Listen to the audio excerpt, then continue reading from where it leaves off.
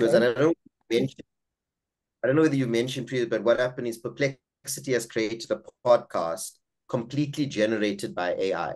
And Wow. so there's two speakers, male and female speakers, and the news is generated by AI, and then they present, and you can hear the AI. So I listened to it, probably two podcasts, and even though the news was really interesting, it was so boring. It was super mundane. The Yeah. voices, there was no emotion in the voices, and they really just told, but it was quite interesting that they used mechanisms that make podcasts quite popular. So, an intro, bit of music, a bit of exchange and controversy between them.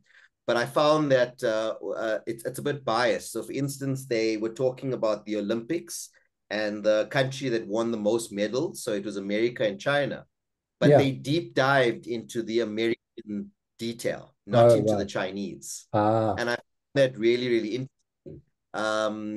that bias. And I did make a comment on the Spotify part of it to comment on that bias. But yeah, I found this was the first fully created AI podcast I listened to that's available on all channels, and it was generated by Perplexity. So I found that very quite interesting. interesting. Yeah, Perplexity is coming up with a lot of unique little features that they adding to it, and they seem to be leading the way with that, where everybody else seems to be focused on making their models larger and larger and smarter and whatever. Perplexity is adding in just a lot of functionality. That's quite cool. Yeah, good. All right, well, let's get cracking then. I'll start sharing some news with you guys. A lot of stuff happening in the news as usual. Just want to make sure I'm right. Can everybody see my PowerPoint ROI from AI? Yes? Just okay, good. Yeah. So, but okay, but before we do that, actually, let me just switch to my other screen, yeah? And I'm going to go full screen. You guys know that last week I struggled with switching from tab to tab on my browser because it keeps refreshing. So this week I actually copied and pasted it into a document. Old school, copy, paste, nothing AI generated, so I have to admit. But yeah, and the first sort of piece of news here for this week is I think there was a report that came out literally called the ROI of Gen AI, and so that's got nothing to do with my business necessarily, but obviously this whole report is super interesting for me, and just the whole research report is going to be available on the portal. So if you want to join the membership, you'll get access to this document as well as that whole piece of research there. But just in terms of business, they're saying the top 5 areas where leaders are getting ROI from is in the back office and business processes, as you can expect, where Gen AI leaders get 43% ROI, where none or others gets 27%. Individual productivity, also a big lift. And I always talk about individual productivity. People always think of the employing ROI for the business and how can they bring it into the business platform. But even if you can help your organization or people in your organization just with their individual productivity, if they can just get their daily tasks done, get their insurance quote quickly, or just sort out something, write an email for the school or something like that, then that you free up that hours and you make your staff happier as well. So sales and marketing is an obvious one, new products and services, engineering, and developer productivity. So across all the board, yeah, Gen AI leaders seem to have more productivity. And the why it matters is using Gen AI in your business isn't just about new tech. It's about growing and staying ahead. The benefits in revenue and productivity show that adopting AI can help your company succeed and keep up in a fast-changing world. So training and involving your team in AI efforts makes the transition smoother and more effective. Obviously, there's a lot more in that report, but I got a lot to cover today. The other thing is the 2024 State of Marketing AI report is out, and I can also make that one available to you. It is on the portal. So Gary, you can access that one, for instance. So the highlights of what that is saying is that AI adoption and understanding is on the rise. Saving time with AI is the number one outcome desired. So that's the number one thing people are diving into AI now, is just to save time. So people seeing the productivity gains in it, but obviously there's other things that people are going to realize over time, that it can make you better and it can make you more creative and it can help with strategy and stuff like that, and not just saving time. But for now, this is where most people use AI for. ChatGPT is still the most popular AI platform. So we often talk about which is the best one, but ChatGPT is still way the biggest one with the most subscribers. And then lack of education and training is still a massive barrier. So we know that a lot of companies are implementing AI, or they allowing their people to use AI, but none of them is actually leading with doing the education and teaching people in their organization about AI. So that is still a barrier in terms of getting the maximum productivity out of it. And then 34% of companies have generative AI policies, only 34%. So that is something that companies would have to get focused on pretty quickly, because just leaving people up to their own devices in the company could have major consequences. The vast majority of companies lack AI councils or AI roadmaps. So an AI council is basically just having people in your organization, that a team or a person, if you want to call it an AI champion, that leads the way in terms of the implementation of AI and making sure it gets rolled out throughout the company responsibly. And then nearly half of all respondents believe that AI will eliminate jobs that it creates in the next 3 years. So people are still scared of losing their jobs to AI. Overall sentiment about AI is positive, but there's obviously concerns. And it's clear that we stand at a crossroads. So that's no news there. So yeah, that's the research reports. And I'd love to actually sit and unpack all of this research. And maybe that's something we should do, separately to this group. If you guys are interested, if you guys want to sort of talk about each one of the findings in those research surveys, but maybe that's for another time. So a lot of you maybe have seen the development in this new software called Flux. So Midjourney has always been the leader in terms of generating images, but now Flux is coming out with some amazing stuff. And again, at this point, Flux is free on the different platforms, but it's literally, they talk about it being indistinguishable from reality.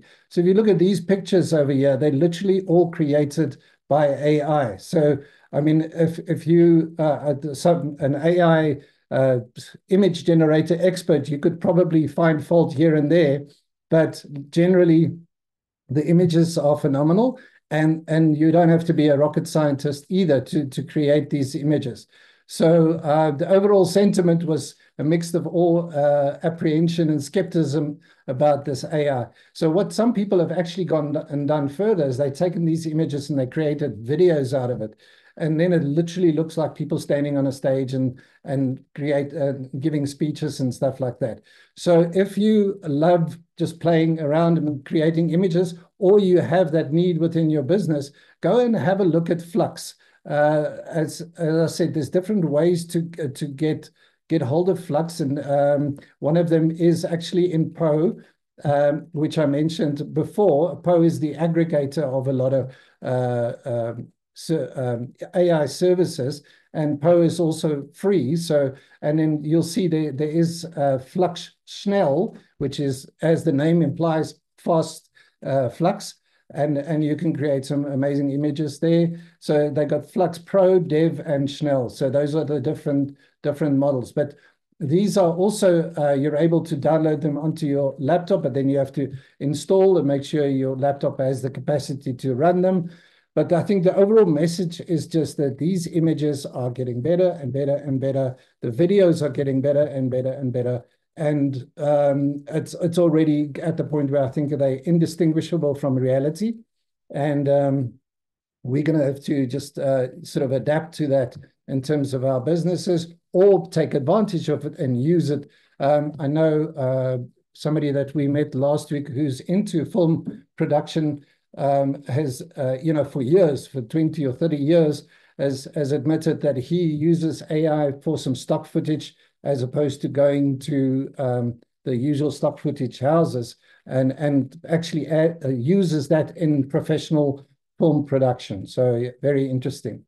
Good. Another one is Incarnamind. It's an AI tool that lets you chat with your personal documents. So remember, I'm a big fan of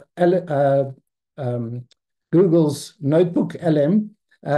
So here's competition for Notebook LM. It's called Incarnamind, and it claims to use a different way of looking at your data to what Notebook LM does. So for those of you who don't know Notebook LM, you could basically load up 20 of your different documents, even if they're huge documents, and it has the capacity to look at about 4 million words or whatever. And you can create a notebook for that, and then ask the AI to summarize and write blogs and write articles and answer questions based on that information. So it doesn't doesn't use the information of the whole internet, of all the information that, say, a ChatGPT is trained on, but it only talks to those documents that you've uploaded. So you're safe in the sense that if you trust those documents that you've uploaded, you can get some quality output. And it's a very useful tool if you're going to, for instance, write something. And I spoke to a friend of mine the other day, and he said, I showed him Notebook LM, and he's busy with a project where he's writing stuff. And he's saying that project would have taken him, say, 80 hours of research and putting it together and stuff.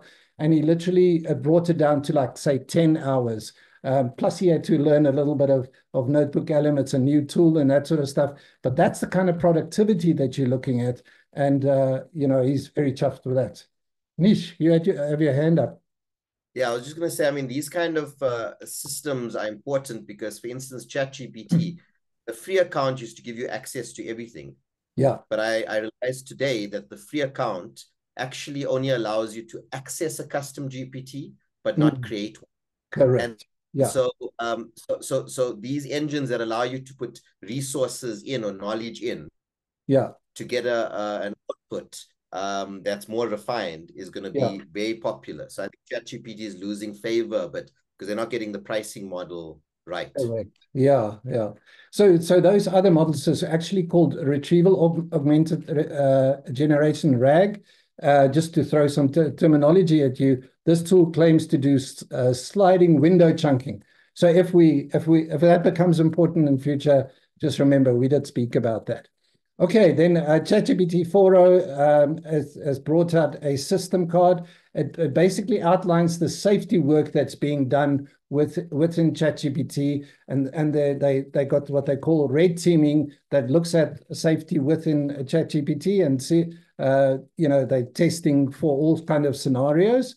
And they've got scorecard ratings, low, medium, and high, and critical danger. And they're basically saying if anything is high or critical project in terms of danger, that they will cease to produce that, and they will stop those projects. So that could be any kind of dangers that are out there. So, for instance, speaker identification, unauthorized voice generation, which we actually have heard is happening, potential generation of copyright content, ungrounded interference, all of that sort of stuff is coming out of that. So ChatGPT is actually doing some safety checks, despite of what a lot of people are saying. So that is good to hear. And despite the fact that a lot of people are leaving ChatGPT or OpenAI to go work somewhere else, and that's a lot of them claim it's because of safety.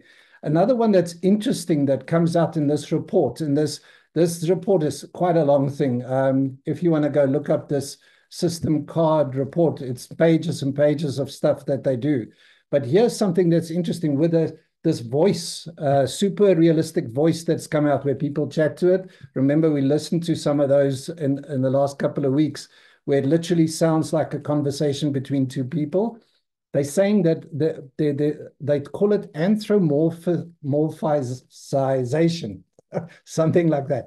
And they're saying people are actually becoming emotional reliant. Now, I don't know how they do it in such a short period of time, because it literally only came out about 2 weeks ago, but it involves attributing human-like behaviors and characteristics to humans, such as AI models. So the risk is being heightened that audio capabilities 4.0 is more like human interaction. And during early testing, including the red teaming, we observed users using language that might indicate forming connections. So people are saying things like, "This is our last day together." So can you imagine, people are starting to really get fond of their bots and their because they give their bots names, you see, and people are then starting to form a bond with those bots, and the bots remember what happened yesterday. So yeah, there's another article about that. People are becoming emotionally hooked on the voice, and that article speaks more about that. And then OpenAI, this article speaks about the expectations, just tempering it down and saying it won't be as dramatic. Their Dev Day coming up in a couple of weeks. I'm not sure exactly when. It's probably somewhere. I think it's November in Singapore, November 21st. And this is, they're saying it's not going to be as big an announcements, so they're probably just going to make a bunch of small announcements. So what I want to do today is actually look at some announcements that Google is doing at the moment. So I better get to that. OpenAI says it's taking a deliberate approach to releasing tools that can detect writing from ChatGPT. So they basically came out with a tool that can see when somebody is plagiarizing or using ChatGPT to write. And they were going to release it, and they decided against it. So they basically said it could catch students who cheat by asking ChatGPT to write assignments. But according to Wall Street Journal, the company is debating whether to release the text watermarking method were developed in technical promise is technical promising, but has important risks weighing all the research developments. And it says it could actually circumvent bad actors, and is disproportionate to impact groups like non-English speakers. So I don't know what those excuses are about, but basically they're saying they're not going to release that tool to everybody. Runway on X, that's the tool that makes great tools. And Gary, we spoke about Sora, and we're waiting with bated breath for OpenAI to release Sora, because it's gonna, it shows off this amazing videos that you can create with Sora. But then now, in the meantime, Runway on X has now brought out new tools that actually is doing some amazing stuff, where you could just upload a picture like that and then tell it to animate. Say in this example, and I'm not going to go to that now, but it basically explodes the camera into all its components, and it just animates. So you can upload a picture of the beginning and a picture of the end, and it will animate that whole process very realistically. So super interesting. I know there's a lot of people interested in making short form videos from long form videos. There's a tool called Clap. There's now Clip Anything is another one where you can do that. It's a pretty impressive tool. So if you want to take, say, an hour-long video that you did, and the AI would basically go in and grab the pieces that are relevant, grab the pieces that, of any scene or action or character or an emotional event or something like, or emotional moment or a viral topic, then it will actually extract those scenes, recognize those scenes, and extract it for you and make little shorts from it. So very, very useful on that. And then Automatic launches AI writing tool that makes WordPress blogs more readable. So for those of you on WordPress with your websites and everything, they've now building obviously AI into that functionality, help you write blogs and those sort of things as well. And an interesting one, Wendy's in the US has now got AI ordering, so you can drive up to the Wendy's window, and you can speak to the bot. Now, remember, I think, was it McDonald's who did this a little while ago, and they withdrew that project because it wasn't working so well. Now, Wendy's is giving it a go and see if that's going to, if that's going to be a little bit better. And then the robots are also coming. They've developed the world's most advanced robot. And in this article, you could literally go see the video, how this robot moves, and its dexterity and the way it moves its hands and feet are becoming super realistic. It's got 6 cameras in its head, so it picks up a lot of stuff and different frequencies and that kind of thing. So it's super interesting if you're into robots.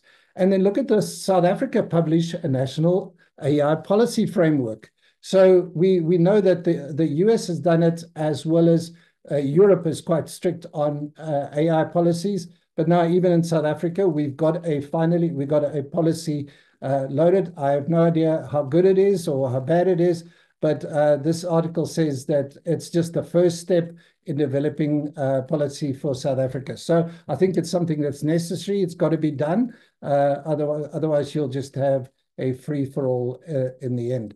So those are the news articles that I wanted to go through with you guys for. I don't know if there's anything in particular that you guys noticed that tickled your fancy, or that you thought was interesting, or something that you maybe wanted to follow up on. Just let me know. I can always make the articles available to you, or that document, which is just a summary, but it's got all the links to the main articles. And of course, it's in the membership portal as well, if you guys want to have a look at it there. Yeah. Great. So today we're going to look at some specific tools and stuff. And again, all of the stuff that we've done in the past, we're now going to go to today to talk about Google updates, SEO versus GEO. I'll tell you guys what that is about a little bit later. But again, all of this, these recordings that we've done in the past, where we actually spoke about Google Workspace and Copilot long ago. We looked at Gamma, NVIDIA, 11 Labs. We did spreadsheets and analytics. We've done all of that stuff. So those videos are now available on the portal. So, all you have to do is join the membership. At the moment, the membership is only 300 Rand a month, and you can have access to all of these tools and all of those the Word documents that I'm doing as well now will be housed in there. So basically, the idea is for you to learn at your own pace, and because we go through things pretty quickly here, and we just do little bits and pieces. But there'll be more and more content on that folder, and hopefully I can show you guys a little bit more. So let's see what's happening at Google. And I've basically taken hour and a half video of their event. And I've just put snippets of 10 minutes clips, and hopefully we can go through it quite quickly. And I'll maybe just stop here and there just to sort of highlight a few things. And Gemini is the key to it all. We're fully in the Gemini era, with AI infused into almost everything we're doing at Google across our full tech stack. Our integrated AI strategy means we're in control of where we're heading, and we're innovating at every layer of the stack. Gemini models include our latest Gemini 1.5 Pro developer preview model, which is now #1 on the LMSys Chatbot Arena leaderboard. That's an interesting one. Do you guys remember that LMSys leaderboard that I've shared with you guys to say what is the most capable large language model on there? So this was a couple of days ago. ChatGPT 4.0 is now beaten it, but yeah, so it's kind of hard to say what is the best model. People always ask that question. It's very hard to answer, but they thought their model was for a few days it was the best one. Able to deliver help through our incredible apps and services like never before. So this is the benefit that Google has. They've got all of these apps and services, and a lot of people are already using this. So they've got the domain, they've got the the applications that people are using, so they can bring AI or Gemini into all of these tools and really make it useful for people. So, I mean, if you just think about it, Google has also got phones. So they've got the hardware, they've got what do you call it? The system, the platform, and as well as they've got the people subscribed or invested, if you will, into the platform. So between them and Apple, it's probably going to be a close race to see who wins this race, just in terms of the size of these. All 6 of our products with more than 2 billion monthly users are now using Gemini models to help you. So you can get information faster in search, you can get more done in docs, you can get help in Gmail, writing an email, and you can start a chat with Gemini directly from the Chrome address bar. There's some exciting new ways Gemini is making your home smarter, safer, and easier to manage. So this is for people, I don't know if there's anybody in this group who's got their security cameras hooked up to Google, and then Google watches over your security for you, or just your devices in your house, switching on your lights and, starting up the stove or things like that. But now Gemini is getting involved there as well. This Android ecosystem even has its own custom AI model. Gemini Nano is the most efficient model for powering on-device experiences. So on-device experiences is basically on the phones. So if you've got a Google Pixel phone, it's now going to run Gemini Nano on the phone. So it doesn't search in the cloud. It's got Nano on the phone. Your Android phone keeps getting better over time.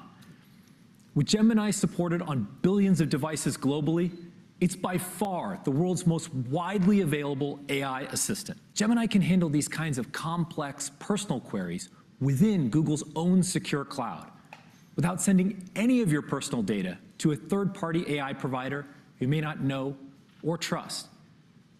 And for some of the most sensitive use cases, like summarizing audio from a phone call or suggesting a helpful reply to an encrypted text message, we've pioneered on-device generative AI with Gemini Nano. It's the first time a large multimodal AI model has been optimized for a mobile device, so the data never leaves your phone. This concert poster for Sabrina Carpenter. So this is a demonstration. I don't know if anyone's seen this. So it makes me feel better because, for the times we've had technical issues, it even happens here. I'll just open Gemini, take a photo,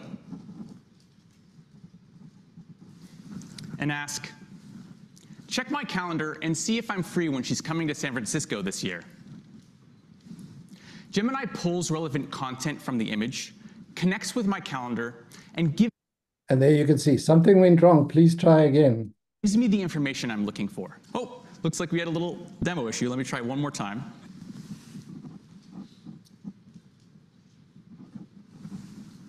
All right. Check my calendar and see if I'm free when she's coming to San Francisco this year. Looks like they're not with us. All right, let me try that one more time on another device. Sorry about this, folks. Photo. One more time. Check my calendar and see if I'm free when she's coming to San Francisco this year. There you go. There we go. All right. All right. So for those of you who do live demos, you can feel a lot better than to do it on a Google stage in front of thousands of people or even millions of people. Thank you, Demo Spirits. Not great. And now I'll ask Gemini to set a reminder to check ticket prices tonight at 7. Gemini connects to my tax app, and just like that, the reminder is set. Oh, and in honor of Song of the Summer, add espresso to my shopping list. Gemini knows my personal context, coordinates for me across my apps, and takes action better than ever. And just like that, my Google Keep shopping list is up to date. So I think the point is there that it's across all your apps and things that you use, your tasks list, your calendar, your email, all of those things are integrated, and it works with the phone and the visuals. So it's a lot of stuff going on there. It's actually super smart that it can access all of those things, draw information It's multimodal. Yeah, so it's a simple little demonstration, but quite impressive. And for those of you who don't know who Sabrina Carpenter is, I do. I got an 18-year-old daughter, so I know about espresso. Sometimes conversation is the best way to work through something complex, like exploring a concept by talking it through, or tossing ideas back and forth to help you brainstorm, or even acting as your anytime practice partner to help you prepare for an important conversation or an interview. That's why I'm so excited about Gemini Live, the most. So Gemini Live, believe it or not, is competition to ChatGPT's voice, super realistic voice that they released or slowly is releasing to everybody. They launched it 2 months ago. They were slow in getting to market. And actually, Google is going to beat them to it with the same thing that can do this live conversation stuff. Natural way to interact with Gemini. Now you can have a free-flowing conversation with Gemini.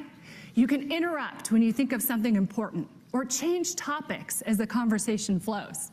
Gemini will be right there with you. When I first go live with Gemini, there will be 10 different voices for me to choose from. Let's meet a few. Great, let's get going. Here's one of the voices I have, but there's more to choose from. Swipe to give them a listen, or just tap start to get chatting. All right, it's nice, but I want to hear a couple more. Here's another voice I can use. You can pick me now and always make a change later in settings. I'm looking forward to discussing with you the world's most profound questions, like why is pickleball so popular? That is profound. Let's try one more. Or maybe you'd like to listen to a voice like this. A pretty great one, if I do say so myself. But don't worry, there are more to explore. All right, let's go with this one for now. So I'm going to start chatting. Okay, I'm here whenever you're ready. Hi, Gemini. How are you doing? Hi there. I'm doing well, thanks for asking. It's always nice to hear from someone. How can I help you today? Well, my niece and nephew are coming over this weekend, and I need a few ideas for something fun and educational we could do together. I was thinking maybe something with chemistry, something that's like a little bit magical. That sounds like a fantastic idea. How about doing a classic science experiment like making a homemade volcano? It's super easy. And there. Okay, you guys get that whole conversation very similar to what ChatGPT was doing. Maybe the voices are just a little bit different, but yeah, very, very interesting the way that's going. Okay, now I'm for showcasing the very best of Google AI. All the Gemini helpfulness you've seen so far is built right into Pixel. Okay, I'm not going to do the phone. It's the first thing we look up in the morning. And then, so we're using AI to make that experience much more AI to tell you the weather. Helpful and delightful. Got an app for that already. The new Pixel weather app. Let's use it to get a lot. So you don't have to San Francisco and finally. But yeah, so first of its kind, Pixel Call Assist has been blocking spam callers. Every Pixel 9 phone ships with the new Pixel Studio, a first of its kind image generator. It's powered by an on-device diffusion model running on Tensor G4. And our Imagine 3 text-to-image model in the cloud. So you can just type whatever you want to create. Perfect example, a funky party invite. Our coworker Tejas, he's moving back to San Francisco and finally getting his own place. Nothing says welcome back to California like a party at the fire pits at Ocean Beach. Watch how easy it is to whip up an invite. I'll make one live right now. So I'll just tap create. And I'll start with a simple prompt. Let's go with beach bonfire pit at sunset. And we've made Pixel Studio fast. There's not much waiting here. Okay. So yeah, it creates pictures on your phone very quickly and good quality stuff as well. I think that's the point there. So again, all of this AI stuff is no longer going to be a big install on your laptop or something. A lot of it is going to be available. Obviously, there's different levels of quality and purpose use cases that you have it for, but very interesting stuff there. This one is just a fun one. Or that with a Pixel user who's a 6-time NBA All-Star, Jimmy Butler. Thank you joining us on stage and helping us demo Add Me. Would you mind if we take a picture with you? Of course, anything for you. And don't box me out. I won't. I promise. Okay, let's step over here. Let's step over here. Kenny, if you can take a picture, please. Of course. Can you all see? Let's see. You look good, Kenny. Yeah. All right, there we go. So I'm going to pop over to that Add Me mode. I'm going to frame up the shots. Make sure I include a little room on the right here for myself, and boom. Now, Shanaz, this is Jimmy Buckets. Please, I need add a little Let's meat. get You you need to in the add. picture. Let's get Kenny in the picture. Let's go. As you can see, the overlay, the augmented reality overlay is guiding me, and now I can take a photo. And now, if you both come over here, you will see that it is going to be processed in one single shot. All right, I don't know if you got that. It basically, you could take two different pictures, it merges it into one, so it creates a picture of something that never happened. So I don't know if you call that augmented reality or what's it, virtual reality or whatever it is. But it's all these little gadgets that gets added onto the phone. So yeah, a lot of use cases that have been added to the Google stuff, and as I said, incorporated into Google, and a lot of it is with the mobile phones as well. So we've got 15 minutes left. I don't know if anyone has got questions or comments around Google. What do you think of that update? Is it mind-boggling? Is it new? Okay, either you guys are not it's good. It's impressed. good, Quentin. Yeah, it's good. It's just about what we're going to use it for. So correct. I mean, we'll find our way once we understand the tools. Yeah. Yeah. I think that's it, Gary. It's when you open up your Google Docs next time and you see, they help me write, or you see all of those sort of things, you'll start to learn how to integrate and how to use them. Yeah. So good one, Nish. Yeah. So Quentin, two things. One is I think some of these businesses are just doing marketing hype. Like this morning, I used Gemini in the car. I've got it active as an assistant. I'm in the Google ecosystem, so I do it. And I asked it to analyze an annual report for a company I was teaching at, and it couldn't do it. It couldn't access that report, like whereas ChatGPT could access the reports. So I think the phone itself is still a localized LLM. And so it's got relatively basic function. And the other thing is to be cautious of. Google recently, there was a ruling that said that they are anti-competitive. They have a monopoly on search with Chrome.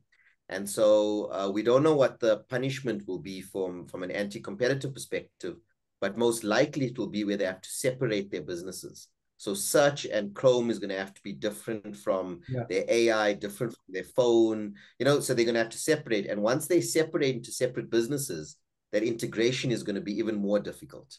And so Google's got a bit of an uphill climb to actually keep up at the moment. Yeah, no, absolutely. I think they all have to navigate it, but they certainly have the resources to do it. So it'll be interesting. Yes, Jeff. Yeah, that's a great point about the antitrust stuff that's coming with Google. Nobody knows what's going to happen with it. It could be a slap on the wrist, like Microsoft got a few years ago. So it might not be that dramatic. But the annoying thing about some of these things are that they're whiz bang, gee whiz for consumers, and want to get more kids involved with having everything on Google or everything on Microsoft. Everybody wants to integrate you and your whole life into their software, their ecosystem. But in reality, most people take a little bit here and there. They don't fully engage in one thing and say, "Oh, I'm only using that," but they still want to do that. And it's pretty annoying. And it's pretty annoying that some of those tools are easily going to be used for manipulation, whether in politics or just annoying other people or doing something nasty and cruel to other people, kind of thing. I don't know why they are not making presentations with this much hype and this much this many bells and whistles for businesses. I don't know why they're not doing that. They should be really concentrating on here's the things that you do and the things you talk about, making your business more efficient, lowering your head count. It's definitely going to be Yeah. part of it. Why aren't they making those things their focus? I don't know. I don't understand it. I mean, ChatGPT is doing the same thing. There's more consumers than there are businesses. Okay, but Yeah. businesses, once they know, and once you get a consumer locked into your ecosystem, you make money from every single one of them for the rest of their life, they hope. But business really needs to get, hyped up on this better, and they should be doing it. Absolutely. Yeah, very good point, Jeff. I think just in Bertus, yes. What have you got for me? No, finish your comment and I'll go after you. No, I was just going to say that you're saying in business, but obviously in education as well, Jeff, that those are the sort of things where the money should be going, the development should be going in. But I think something maybe in their defense, some of these tools get built, and at the moment the use cases are not obvious for business. But as you sort of go along, then as you bring the stuff together, it will eventually get there. I don't know. Bertus? Actually, I have a question. It looks like all these big tech companies like Microsoft and Google and all of them, they've got this massive race to, beat the competition and all AI related stuff. Do we have an idea on who's, front end runner at the moment? Yeah, that's a very good question, because as I said to you that there's this leaderboard that's called LMSYS that I showed you guys a while ago. Actually, I might have it here still on my screen, and I thought that maybe is a good indication. It looks like this. Basically, if you go to that chat.lmsys.org, and but it changes by the minute. And basically what this is, it's getting users to decide. They feed it a prompt, and then you decide between the different models which one is giving you the best answer, and that raises it to the top. So that's just in terms of capability, or in terms of how good an answers it gives. But in terms of the companies it's themselves racing to the top, as I said, it's not always a fair race, because they're in different categories. They fulfill different functions. Like Google is a workspace, a Copilot is a workspace, and now Zoom is also going into the workspace area, where other companies are just like Meta. They're doing it for a different purpose, because they got the social media ecosystem that they feed with their model, and they want to pull people away from OpenAI. Elon Musk has got Elon Musk has his own agenda as well, with why he's doing Grok. And again, it's maybe as revenge for OpenAI and not being part of OpenAI. But yeah, I think they're trying to service different pieces of the market. So Llama 3.1 is an open source model. So it's kind of a different business model, if you will, as well. OpenAI is about subscriptions and getting as many subscribers onto it as they can. Where Mark Zuckerberg just wants to rule the world and therefore exclude everybody else, and create something that nobody else can make money on it, because he doesn't need to make money on that. He makes enough money on Facebook ads, Instagram ads, and all of the other revenue models that they've got at Meta. Okay, so I actually think we're sort of a little bit short on time, but maybe I'll just whet your appetite a little bit in terms of the document that I prepared in terms of SEO, because there's a couple of you that are in marketing, and I know, Gary, you're particularly interested in this. So thanks for forwarding this article to me. And it's about this whole thing about search as an old school Google versus generative AI search, or generative AI, where people ask for answers. So in Google, you get, as I said, you get the old 10 blue links, or SERPs, that gets fed to you, and you have to do your research by going to each one of those articles. Now you got tools like Perplexity, for instance, that brings out or that gives you the answer. And Google does that as well. Now on top, they give you the answer, but they still give you the blue links.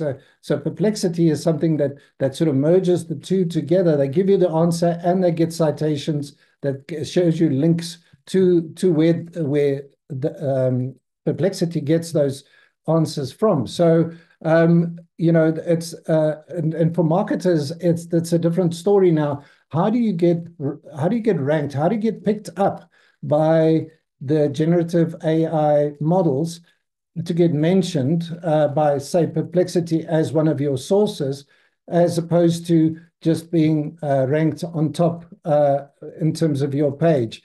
So this is very interesting. This is Perplexity, by the way. I'm keep sort of checking time. Maybe we can go a little bit more in depth and maybe give you guys time to just go and think about this one a little bit, especially you guys that's in marketing. But I think it's very interesting. I'm not an SEO expert by any means, but I think there's similarities between a generative engine optimization and then SEO, search engine optimization.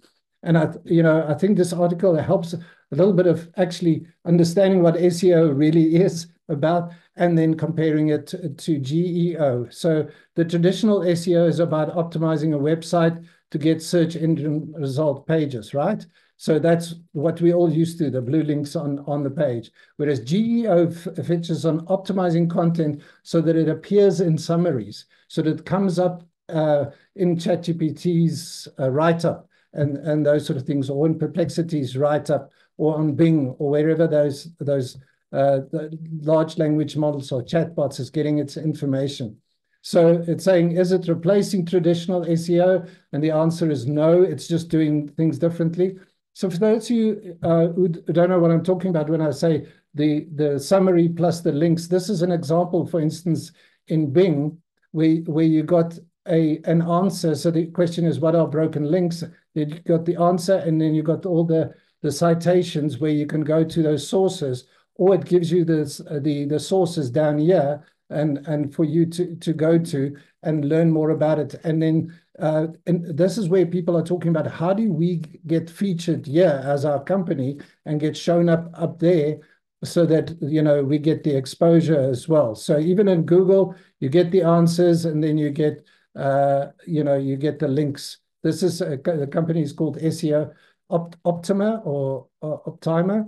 And then Perplexity as well. This is Perplexity. So again, it gives you the answers, and then it gives you all of the links. You see the little citations there that you can go to. And this is where we want to show up. But they're saying that basically, and I'll quickly summarize the whole article, is that the basic stuff that still worked for SEO, and if you're doing SEO properly on your existing business, things like digital public or digital PR, like simple, create high quality content, build relationship with influencers, utilize online directories, earn backlinks, and monitor and respond online mentions, and then as well as get into Google's knowledge graph. By the way, this thing over here is called a knowledge graph. It's a good place to get into when somebody searches for something that is put together by Google. It's not something you can create, but Google pulls that information from what it believes is the most valuable information for the user. So associate your business with popular brands, use natural language. Interesting one. It's saying if you type, or your content sounds like a human being wrote it, and it avoids jargon, complex sentences, and overwhelming formal stuff, and just keep it simple, it's more likely to contribute to your GEO also being picked up, as well as your SEO actually. And then this is a terminology that a lot of SEO people would know about, the EAT, EAT, plus now another E, which is experience. That is also to look after your AI systems. Expertise is important. Experience makes a difference. Cite your sources on your content. That makes you people trust your content more. It makes Google trust your content more.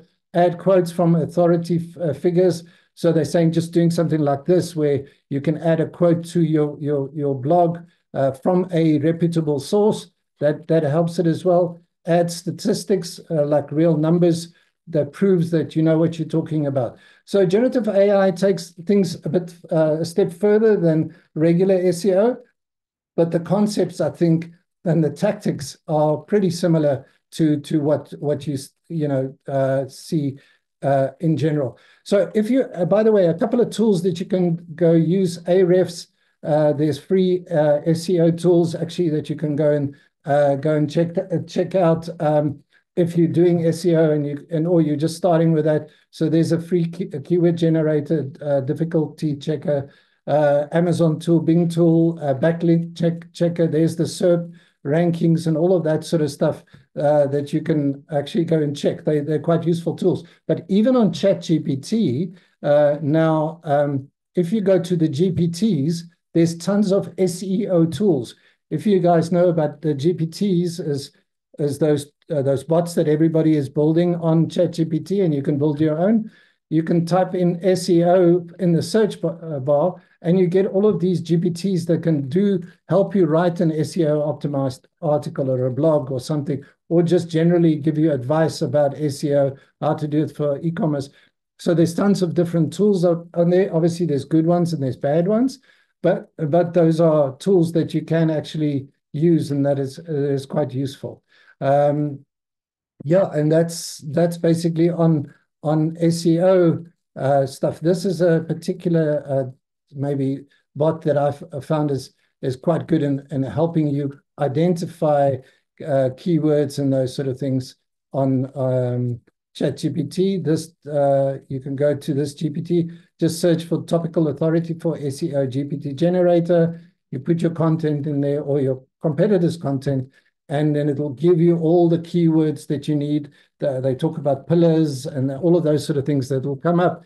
Very useful for SEO. So I don't know how many of you are interested. Gary, does that make sense to you? You being an SEO expert, is that a new thing, or do you think this is not much of a muchness?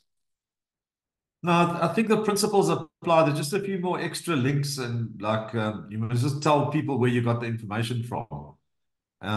So I think it's not too much of a problem. We're going to experiment with it and see. We have tried a little bit with it, and we didn't get it right the first time, but we need to add more reference points and things in it to make it a bit stronger. I think that's going to be the way to go. Yeah. Yeah, absolutely. No, good. If anybody else wants to learn more about SEO, Gary's the expert. Call him. I don't know. Our focus is paid media, but yeah, SEO is very important. If you don't have good SEO organic presence, then you're also going to rank badly and spend more on paid. So it all works together. Yeah. Absolutely. Good. Are there any other comments or questions? Any suggestions, by the way, for next week? I always forget to remember. Please go check out the membership site. I do want to show you quickly just what's in there. There's tons of resources and stuff that you can go check out on the membership site. If you got value out of today. So this is what you get in the membership side of things. You get all the recordings from the weekly meetings. That AI News Bites is there, recommended reading, AI research reports, the ones that I've shown you, tutorials, tips and tricks. That the SEO thing would be under that category, but there's tons and tons of stuff for you to learn more about prompt engineering, prompt skills, and then obviously you get access to these meetings and maybe even access to me if you want to chat to me. So that's the membership, by the way. Cool, good. Thanks. All right. Any other comments, questions, suggestions for next week? I don't know if you want me to go into SEO more. I don't know how many people on this call or GEO, let's say, talk more about GEO. Yeah, Quentin, can we build a bot? I think we talk a lot about building bots. I don't know what other guys think in the meeting. Can we actually build one? I don't know if we can use, I don't know what platform we can use. whatever you think. But can we actually build a bot that we use? Absolutely. It is something we kind of went through earlier on in the meetings, but we certainly, I think maybe what we'll do, again, go look at how to put a GPT together, but then also how to use software like Chatbase to build that bot. And then if Gary, if you want to show your software that you're using, we can do that as well. No, I don't know. I'm still messing around with the whole thing. So I just want to see a bot being built. Like if we use, I don't know if we can do it on Gemini, or what do you think we can do it on? I think Meta, you can also do it on. Maybe we just build a very basic bot that will communicate about your, like an intranet bot, like about your business. That can speak to maybe your team about what's going on in the business. Something really basic. If we can build one like that and see how it works. Yeah. I don't know what other guys. We can absolutely do that. I'll make a note and we'll play around with some bots next week. Yeah. Good stuff. Thanks, Quentin. All right, everybody. Have a good one. Thanks, everyone. Thanks, Keep Quentin. well. Cheers. Nish, go warm up. Thanks for joining, Sophia. Bye. Thank you. Great pleasure. Thanks. We'll be in touch and chat some more. Hi, Louisa. How are you? Should I stay on, Quentin? Yeah, if you're welcome to. I know you wanted to chat, so I wasn't sure. Yeah. No, I just wanted, let me just stop my recording.